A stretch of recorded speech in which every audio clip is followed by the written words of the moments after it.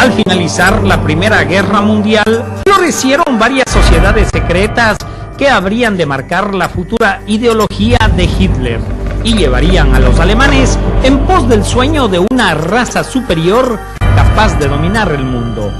Esta civilización conocía perfectamente la correlación cósmica que tenían con sus originarios, los de Aldebarán, los padres de la raza aria, y la comunicación que podrían establecer con sus progenitores les permitiría tener acceso a un conocimiento que los convertiría en una raza superior a las demás de su época, tanto en el conocimiento científico como en la evolución espiritual de su civilización.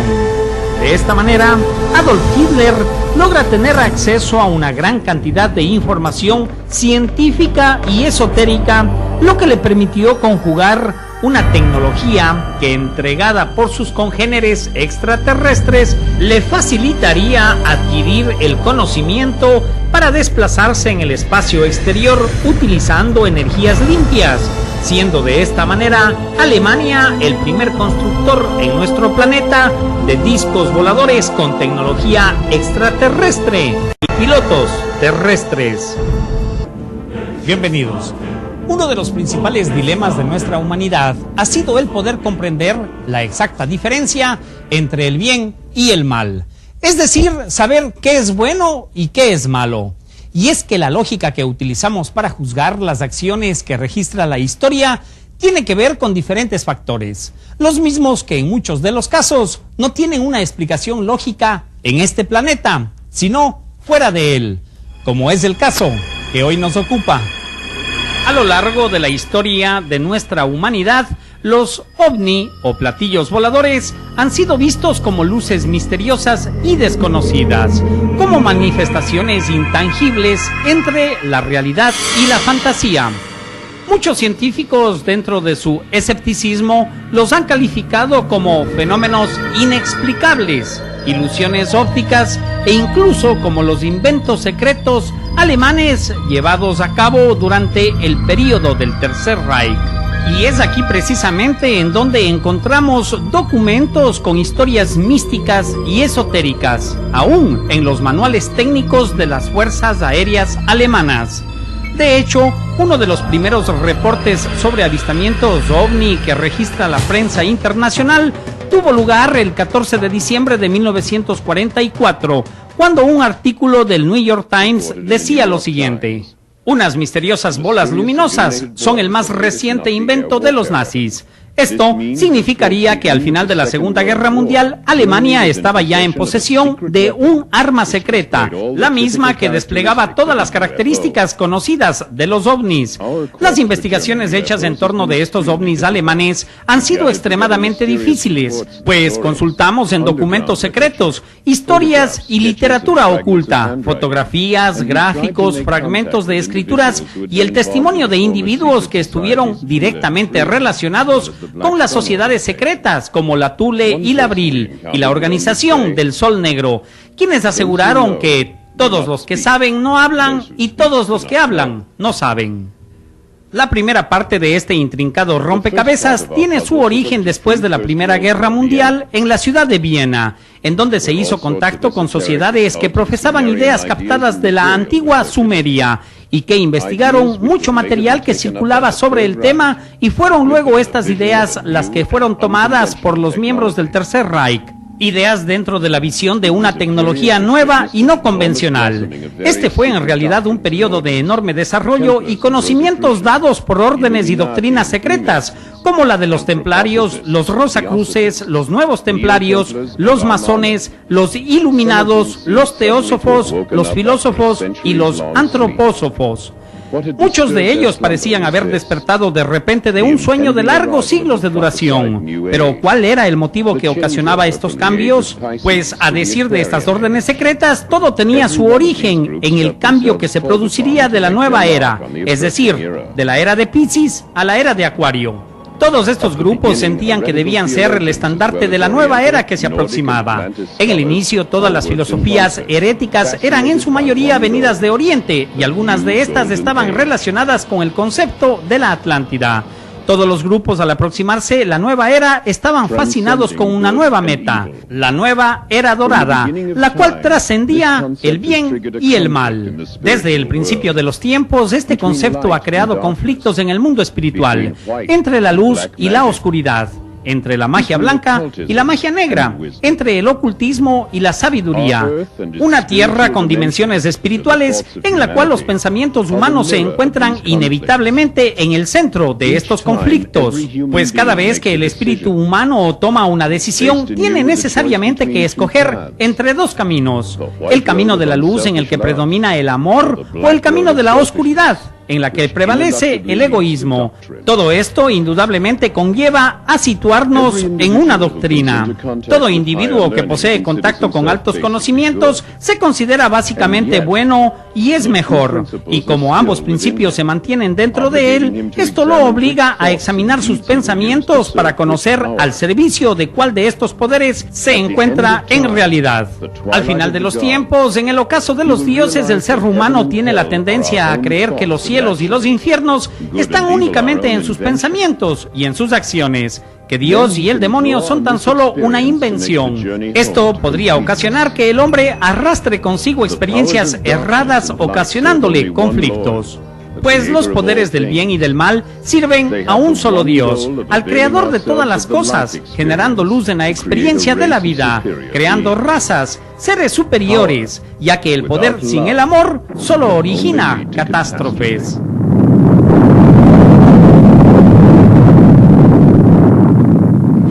Por ese entonces, un hombre joven tuvo contactos con estas enseñanzas o conocimientos secretos en Viena: Adolf Hitler, quien leyó todos los libros y toda la literatura que encontró sobre estos temas. Hitler de pronto se dio cuenta que existía una división y que el mundo debía ser reforzado y preparado para el advenimiento de la nueva era.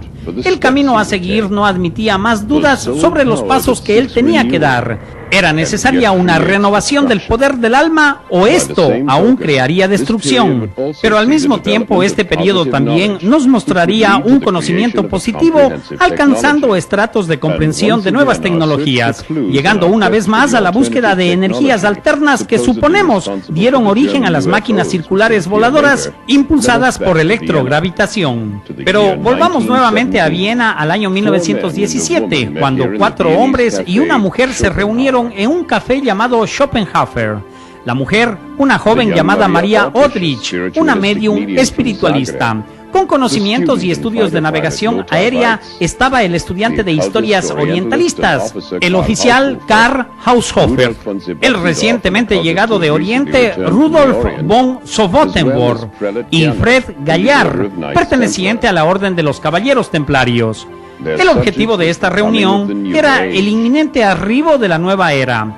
Hablaron sobre revelaciones secretas, el destino del espíritu humano, la magia violeta y la piedra negra. Discutieron la posibilidad de hacer un contacto espiritista con las antiguas deidades germánicas y las de la antigua Babilonia, como Ishtar, también los signos de los símbolos, y querían establecer comunicación con estos mundos tan distantes unos de otros.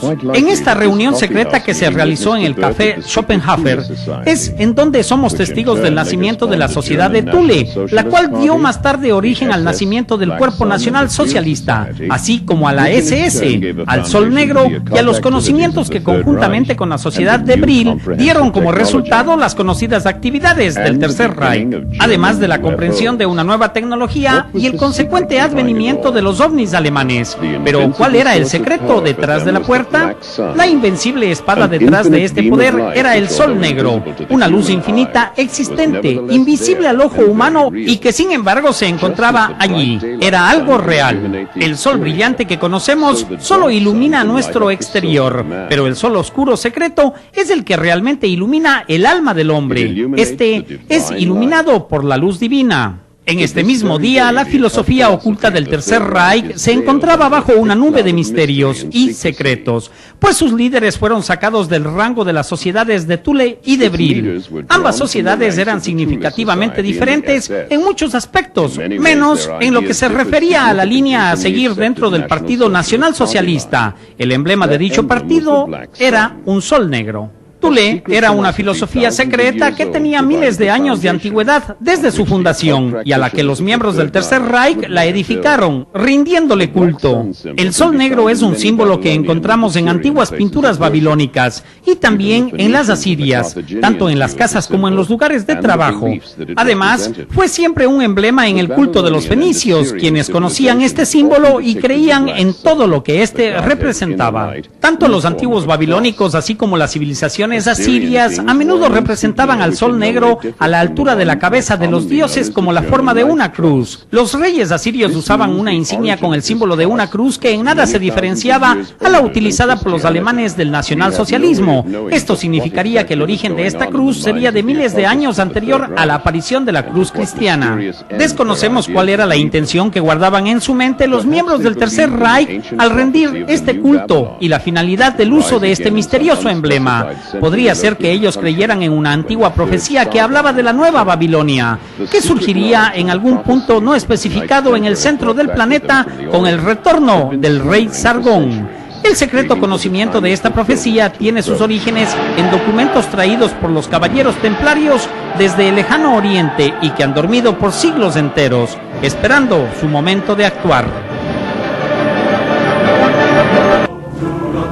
Estamos presentando OVNIs, el secreto del Tercer Reich. Adolf Hitler habría desarrollado una percepción muy sutil sobre el conocimiento religioso y esotérico, lo que le permitió estar en la mira de los más grandes transformadores del pensamiento de esa época, quienes manejaban y descifraban un conocimiento superior entregado a través de diferentes mecanismos por los señores de las estrellas, en este caso, los Aldebarán. En 1919, von Botenfort, el oficial Haushofer y Dietrich Eckart se reunieron para formar la Sociedad de Thule. Esta sociedad era un crisol de órdenes religiosas y tenía una red de conexión a través de toda Alemania, teniendo su centro de operaciones en Múnich. Muchos miembros de la Sociedad de Thule formaron parte de una oposición activa a la corta vida de la República Socialista de Baviera. Un partido político fue fundado en 1921 y puso sus ojos en Adolf Hitler, quien era conocido por sus creencias religiosas y que fácilmente cautivaba al público con su oratoria política. Inspirado por los miembros de la Sociedad de Thule, el plan Hitler del Tercer Reich había nacido. La cada vez más creciente ambición política de los miembros de la Sociedad de Thule resultó en el fraccionamiento de grupos pequeños, que luego siguieron su propio camino. Uno de estos grupos era el de la Sociedad de Brill. A finales del año 1919, un selecto grupo de individuos que formaban parte de las sociedades de Brill y de Thule se reunieron en un lugar secreto. Tomando parte y presidiendo por primera vez la reunión estaba el doctor H.O. Schumann, un hombre cuya área de investigación se centraba en lo que se denominaba energía alternativa. Pero a pesar de esto, quien lideraba la reunión era la medium María Odrich. Una segunda medium fue también presentada al grupo, una muchacha de 18 años llamada Shigran. María Odrich presentó textos recibidos durante una sesión de mediumismo. Uno de estos textos se encontraba escrito en alfabeto sumerio y otro en los códigos secretos de los caballeros templarios.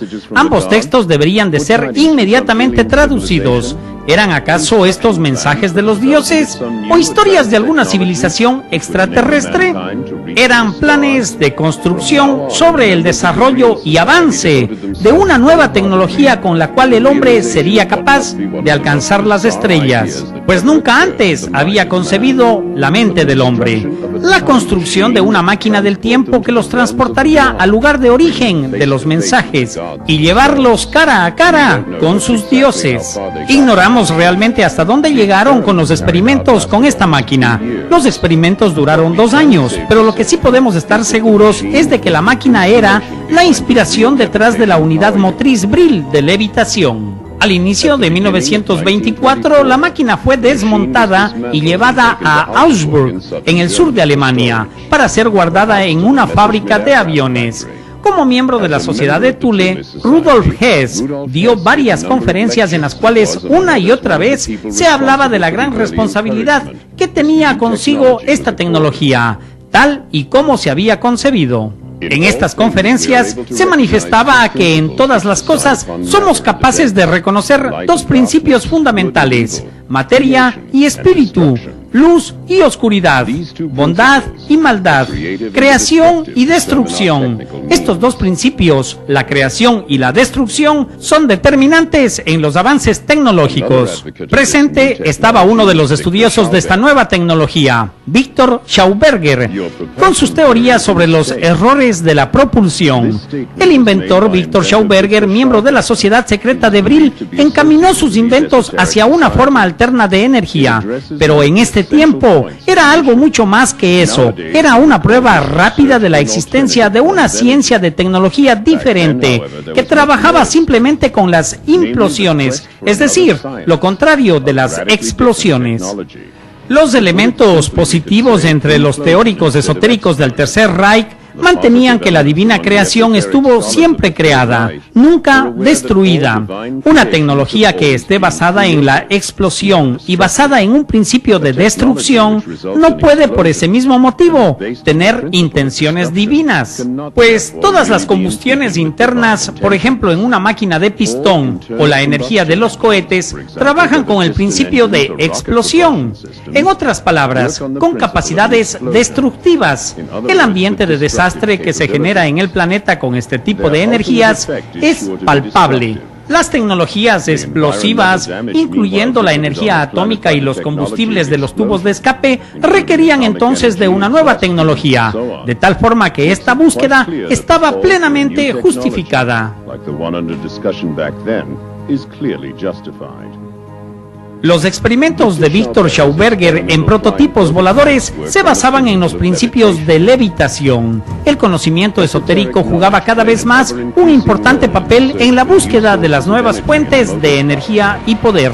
De esta manera, su investigación era particularmente importante en el desarrollo de la electrogravitación y las proporciones tacométricas, y esto parecía estar de acuerdo a una nueva alternativa tecnológica, pues la fuente de energía del futuro debería de ser barata, limpia e independiente de los materiales brutos.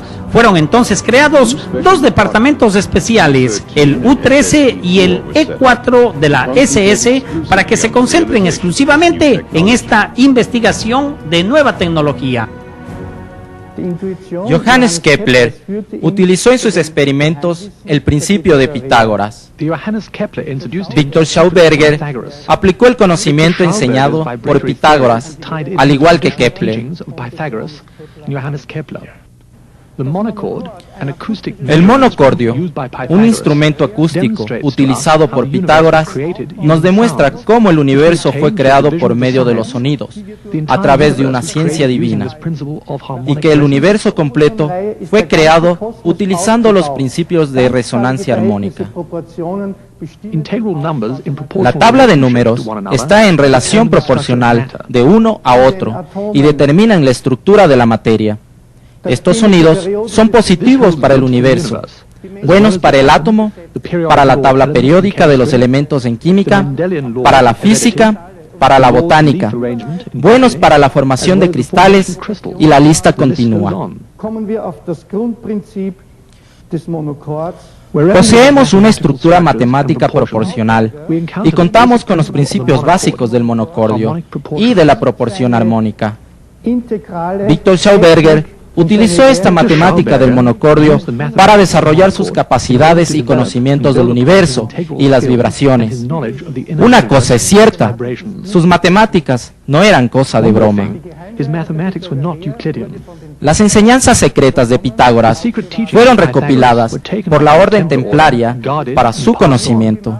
Victor Schauberger, el primer ecologista, hizo uso de este conocimiento y las enseñanzas secretas para descubrir el principio de la implosión, el que se mantenía de acuerdo a las leyes de la naturaleza, como el alfa y el omega, desde la creación de un individuo hasta la creación del universo entero.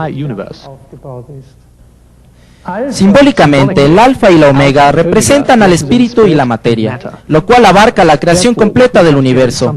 Es por esto que tenemos que encontrar el conocimiento apropiado para ubicar al principio de la implosión como una posible energía potencial en el universo. Esto origina que en el espacio exterior, con las fuerzas de energía y con la evolución de la ciencia, podemos crear combustible antimateria que elimine los efectos de la gravedad.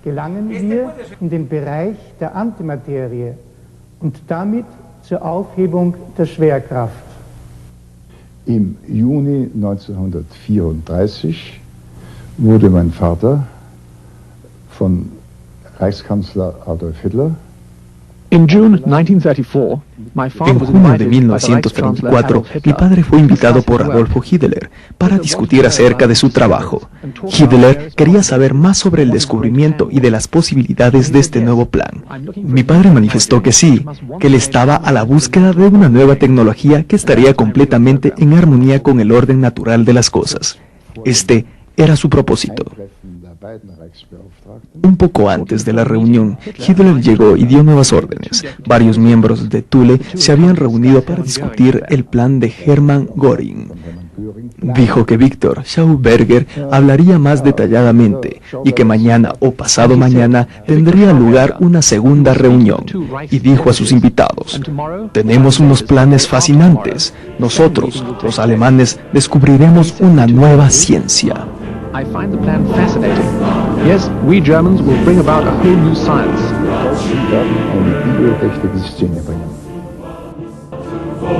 Estamos presentando OVNIS, el secreto del Tercer Reich.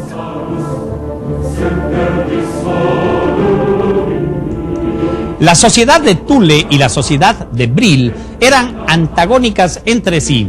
Sin embargo, el afán de conseguir un objetivo tan importante y trascendente como era la comunicación con los Aldebarán los habría llevado a entrelazar sus conocimientos para crear una nueva organización, cuyo nombre sería Sol Negro. Estos, apoyados en el alto conocimiento tecnológico de sus miembros, habrían conseguido dominar la energía antigravitatoria, lo que les llevaría a comprender exactamente el mecanismo de los viajes a través del tiempo. Después de que el Partido Nacional Socialista llegó al poder, las sociedades ocultas crecieron rápidamente, pero dentro de un celoso secretismo. Al interior de la SS, la sociedad de Thule creó una nueva organización secreta aparte, la del Sol Negro. La sociedad Brill continuó mucho más que antes su búsqueda científica. De acuerdo a los reportes, la sociedad Brill a mediados de 1934 habría creado ya el primer aparato volador experimental circular impulsado por el efecto antigravitacional. El modelo fue el RSC-1. Desde 1929, la joven Getty Ford fue la responsable de dirigir la sociedad Brill. Ella hizo inversiones privadas para ayudar y proteger el proyecto de investigación de los posibles riesgos. Mientras tanto, los miembros de la sociedad de Brill llegaron a convencerse de que los mensajes dados por los mediums no eran originados por los dioses, pero sí por la civilización que dio origen al imperio sumerio, procedente de dos planetas que giran alrededor de Aldebarán, la estrella más brillante en la constelación de Tauro. ¿Podría ser que el lenguaje sumerio que permanece en el misterio hasta nuestros días provenga de los Aldebarán? Esta tesis estaría apoyada por el hallazgo arqueológico en Mesopotamia de las llamadas tablillas reales, en las cuales dice que el poder real descendió a la tierra desde los cielos. Pero las sociedades Brill y Thule no estaban solas en sus intentos de viajes espaciales en la Alemania de esos días.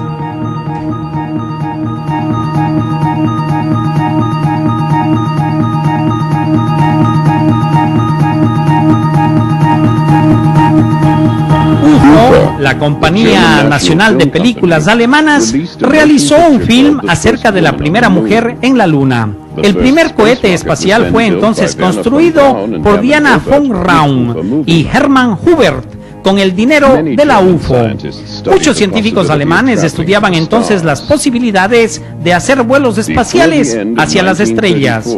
A fines de 1944, la Sociedad de Brill construyó su primera nave espacial, el RSC-2. Era circular y estaba alimentada por un improvisado sistema de propulsión. Utilizando por primera vez el impulso electromagnético, este aparato medía escasamente 4.8 metros de diámetro, pero funcionaba bien. Es más, poseía dos de las características típicas de los ovnis, como son el campo óptico de la variación del color de acuerdo a la aceleración y las luces de color que dependían del nivel de potencia del vuelo, ya que éstas iban cambiando de color de acuerdo a su energía. A pesar de sus características de avanzada capacidad de vuelo, el RSC-2 permaneció virtualmente sin ser notado por los líderes políticos de ese tiempo. El mismo modelo fue reestructurado y utilizado 4 años más tarde, el HE-138 y el HE-176, y también el HE-280. Solamente la SS se dio cuenta del trabajo interesante de la Sociedad de Brill y de la formación del Sol Negro, mientras el Departamento de Investigación formado por la SS y el E4 estaba destinado a ser el seguro responsable para el manejo de las nuevas fuentes alternas de energía. El objetivo era asegurar a Alemania su autonomía, eliminando su dependencia de la importación de petróleo extranjero. Sin embargo, y estimulados por los resultados de Victor Schauberger y el éxito de las máquinas Brill, la SS-E4 empezó la construcción de sus propios aparatos voladores, utilizando básicamente los convertidores tacométricos y recreando algunos componentes de Brill. Así, crearon su propia nave voladora Thule. Al final de 1938, ellos construyeron este pequeño aparato volador de propulsión, el RSC-4, con el propósito expreso de observar cómo estos objetos se comportaban en pleno vuelo. Para 1939, la SS ya habría construido el RSC-5, el primer aparato volador grande con una longitud de más de 19.5 metros de diámetro. Tenía un nombre misterioso, el Haunebu 1. Resguardado bajo máxima seguridad, el Haunebu 1 hizo su primer vuelo de prueba en agosto de 1939. Los documentos nos demuestran que por 1941 los británicos ya habían descubierto acerca de estos experimentos ultra secretos de la SS. En contraste con los prototipos sencillos, Brill, el Haunebu, era complicado. Sin embargo, a causa de la ubicación de su unidad de potencia y de su forma, este ofrecía más espacio de almacenamiento. En 1939, Hitler cometió uno de sus mayores errores. Lo que pudo haber sido considerado como una acción militar dirigida a la campaña polaca desencadenó directamente en la Segunda Guerra Mundial. Contrariamente a lo que pudiéramos imaginar, la situación fue perfectamente organizada por el Estado Nacional Socialista y todos hacían lo que éste disponía, tanto la Fuerza Naval como la Fuerza Aérea, el Ejército y las compañías industriales. Todos iban en pos del mismo fin. Así pues, las competencias por los contratos de armamento se hicieron intensas y como resultado de ello, los creadores de energías alternas se encontraron en competencia con sus homólogos convencionales. Un compromiso seguro se realizó para abaratar los costos de los platillos voladores experimentales, como el RSC-7.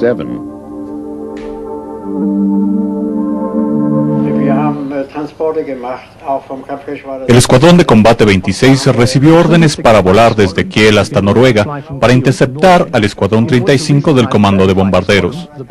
En el 10º vuelo a Hamburgo, llevé el diseño de un modelo de aeronave conmigo. Tuve entonces la oportunidad de llevarlo a las industrias de Hans Udet en Berlín. Udet pasó este diseño a la práctica, el que finalmente fue aprobado.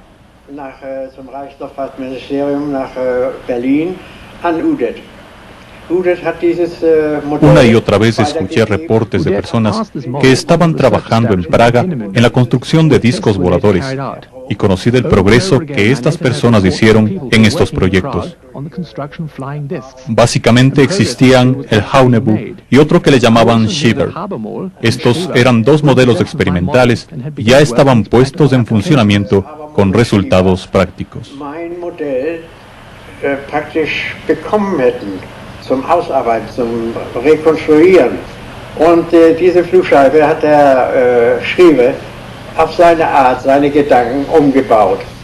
Während ich Shriver made certain alterations. El Shiva, con pocos cambios, operaba de acuerdo a mis planos, mientras que el Haunebu se mantenía básicamente en mi modelo original. El segundo prototipo de disco volador tenía 42 metros de diámetro y fue construido por Mitte y Belionso en Breslau. Descubrí que este disco volador debía volar y regresar a Berlín utilizando una transmisión de frecuencia totalmente desconocida. Sin embargo, tuvo dos aterrizajes malos, lo que ocasionó que sufriera daños que luego impidieron el regreso de esta aeronave a su base de origen.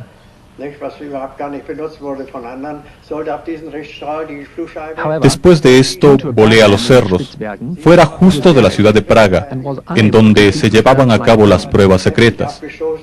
Yo llevaba una cámara fotográfica pequeña, cuando de pronto vi un platillo volador.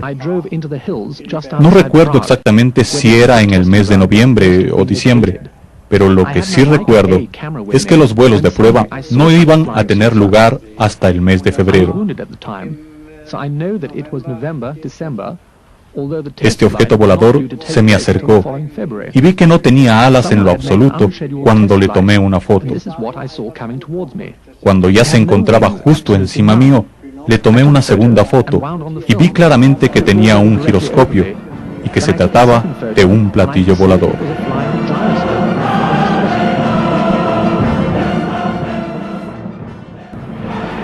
Estamos presentando OVNIS, el secreto del Tercer Reich.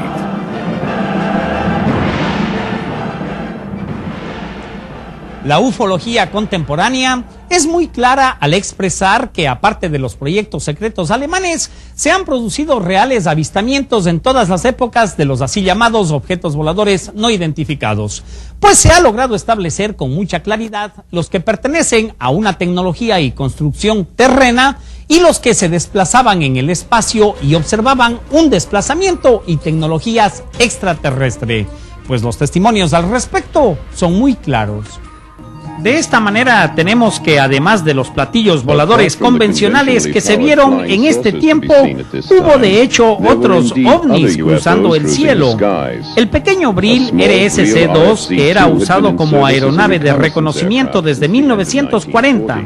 Esta fotografía es real y muestra al RSC-2 en el cielo del Atlántico Sur, volando alrededor del crucero Atlantis, en agua del Antártico. También existen reportes y fotografías individuales de los primeros RSC-6 y Haunebu-2. En julio de 1941 empezó el diseño del Schieber-Habermus, un avión de forma circular y despegue vertical, provisto de motores de reacción convencional. A fines de 1942, las primeras pruebas evidenciaron graves errores de construcción. En ese año, el ingeniero Richard Mitte comenzó a trabajar en aeronaves en forma de disco, el RC-71. El científico italiano Giuseppe Belonso se uniría en este proyecto y aunaron esfuerzos con el equipo Schieber-Habermus. Juntos trabajarían en la producción de una aeronave funcional. Es así como, luego de reiteradas pruebas y fracasos, el día 17 de abril de 1945, Richard Mitte puede reportar a Adolf Hitler lo siguiente: hoy, bajo mi dirección y en presencia de 3 oficiales de la seguridad nazi, fue probado el B-7 en el cielo sobre el mar Báltico. Las características generales sobre el desarrollo técnico de esta aeronave son las siguientes. El B-7 es un helicóptero ultrasónico con 12 agregados tipo turbo BMW 028. Durante su primera prueba alcanzó una altitud de 20.813 metros y en un segundo de vuelo su prueba cruzó los 24.200 metros, y todo esto utilizando helio como combustible base. Esta es la fiel traducción del documento técnico de la época. Mis especializaciones incluyen el estudio de tecnologías científicas y la exploración del fenómeno OVNI. A través de los años, escuché a algunos colegas hablar sobre el caso de aquel científico americano que tenía a su cargo el traer muchos de los científicos alemanes a los Estados Unidos al final de la Segunda Guerra Mundial. Como es de dominio público, hubo incluso órdenes expresas dadas por el presidente Truman el 15 de agosto de 1945. En marzo de 1946, los estadistas designaron una comisión encargada de reunirse para recabar detalles sobre los experimentos alemanes con alta tecnología.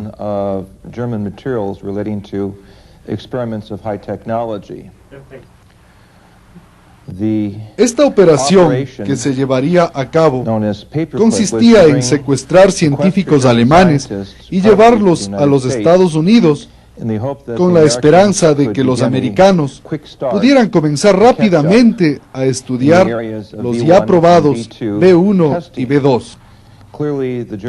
Claramente vemos que los alemanes estuvieron involucrados en la fabricación de lo que los aliados llamaron un sistema de armas milagrosas.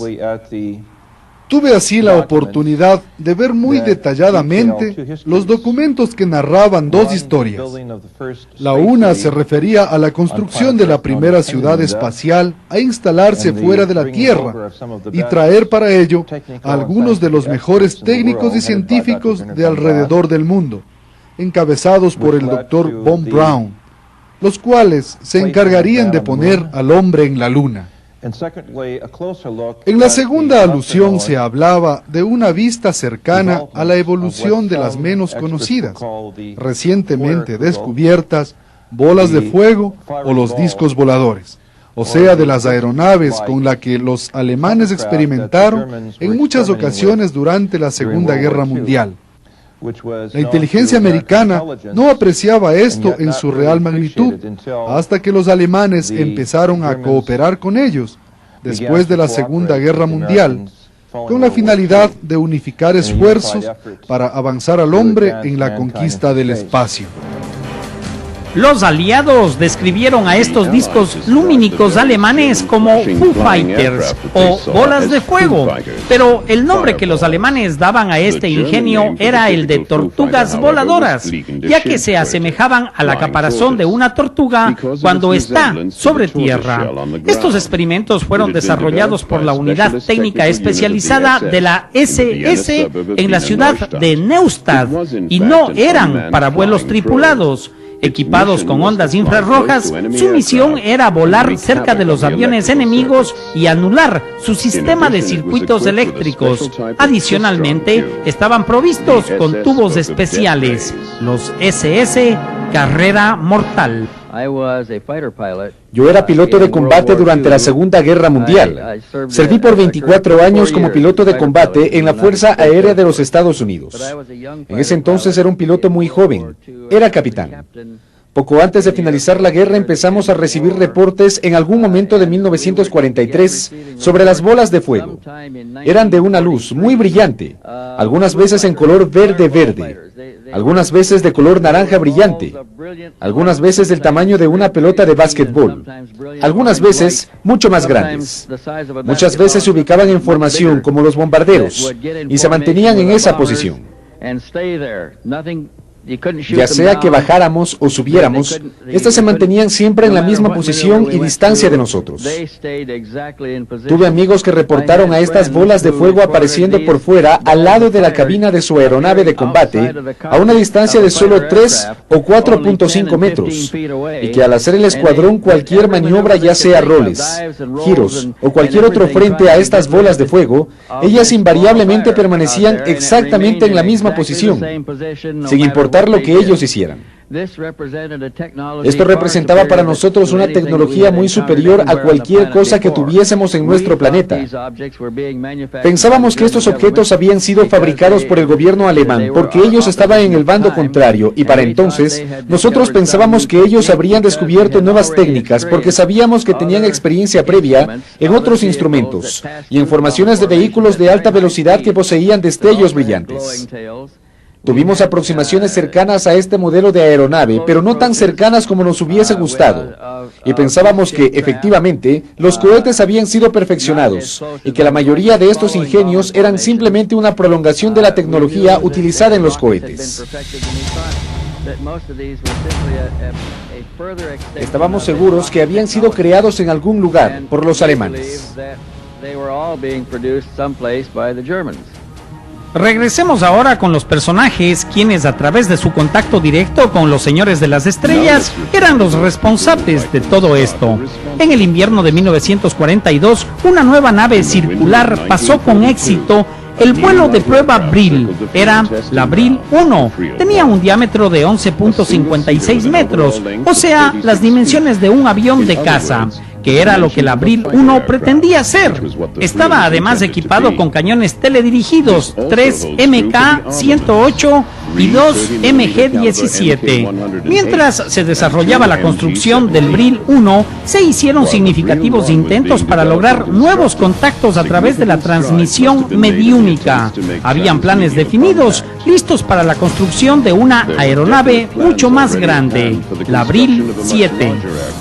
La misma que, en comparación con la tecnología de los brillianos, los proyectos de Miete y Belonzo y el Habermull-Schreiber se mantenían aún bastante convencionales.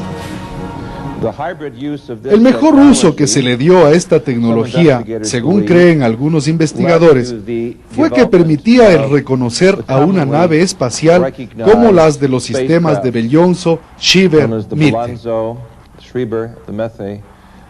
El primero, el segundo y el tercer prototipo que vemos aquí representan la forma más común observada de aeronave a lo largo del planeta en 1947.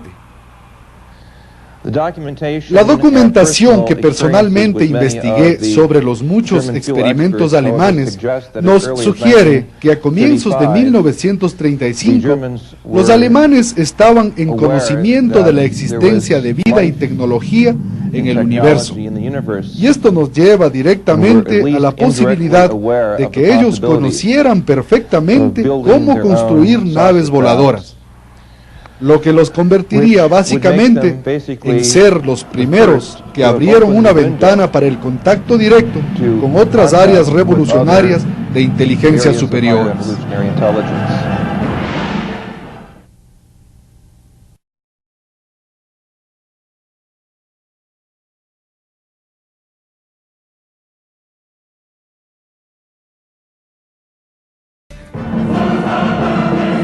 Estamos presentando OVNIS, el secreto del Tercer Reich.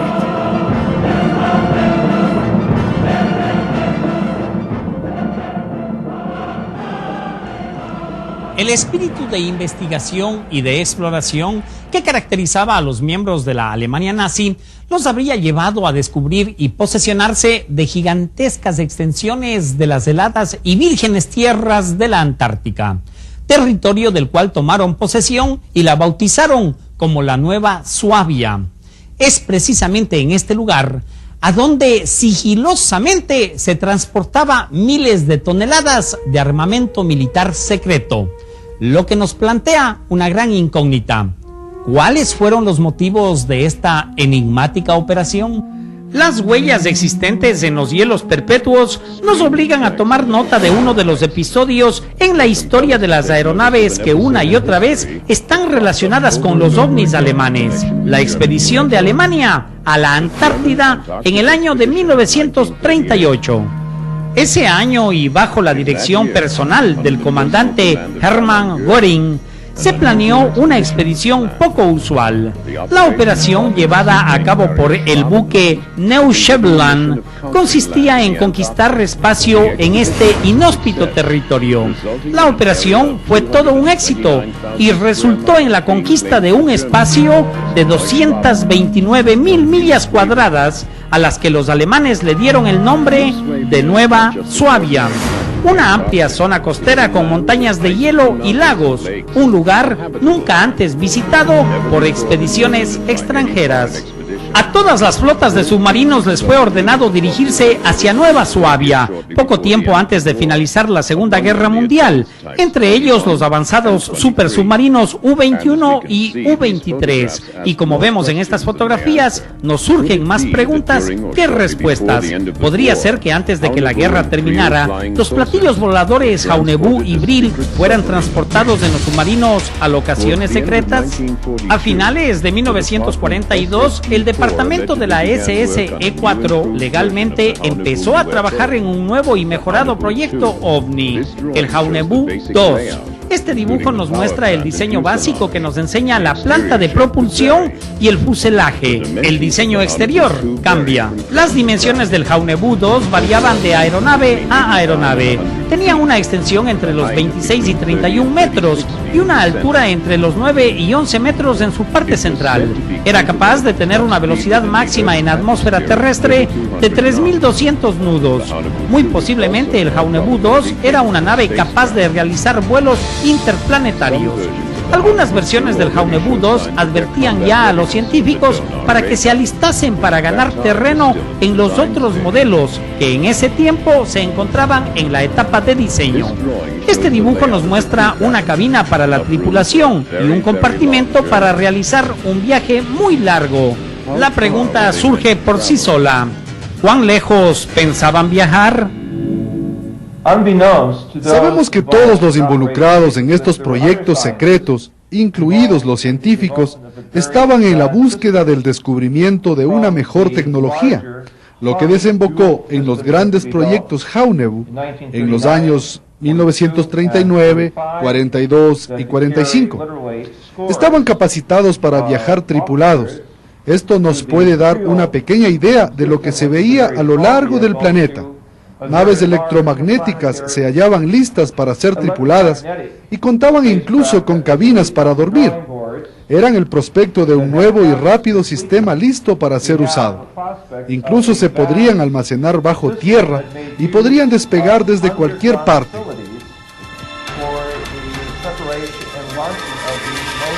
Estos eran los platillos vistos por los americanos y los ingleses. La SS, sin embargo, tenía planes mucho más ambiciosos. Tenían listo un proyecto para la construcción de una gigantesca nave espacial del modelo Jaunebú, con un diámetro de 120 metros, y si los reportes son correctos, esta nave tendría como 69 metros más que el Jaunebú 3.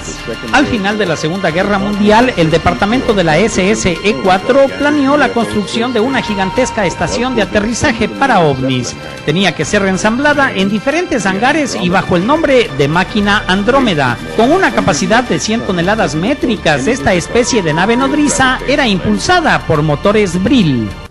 En los antiguos manuscritos de las civilizaciones perdidas, nos encontramos una y otra vez de cara con los viajes espaciales de los dioses visitando nuestro planeta para preparar a la humanidad para la sabiduría y un conocimiento superior para dar el nuevo paso evolutivo. Las sociedades secretas ocultistas del Tercer Reich conocían de estas tradiciones y esperaban contactarse con estos dioses viajeros, quienes hicieron su primer arribo a Babilonia hace muchos siglos atrás. Comprender con exactitud las diferentes facetas por las que los científicos del Tercer Reich navegaron es una tarea que requiere de muchos conocimientos, tanto astrofísicos como esotéricos, ecológicos, humanos e históricos, los mismos que tienen que ver con el origen de la génesis de su cultura, una labor que de hecho resulta fascinante y apta únicamente para aquellos espíritus inquietos que aún se preguntan ¿de dónde venimos? Gracias por estar con nosotros, soy Jaime Rodríguez, su servidor. Un abrazo, hasta siempre.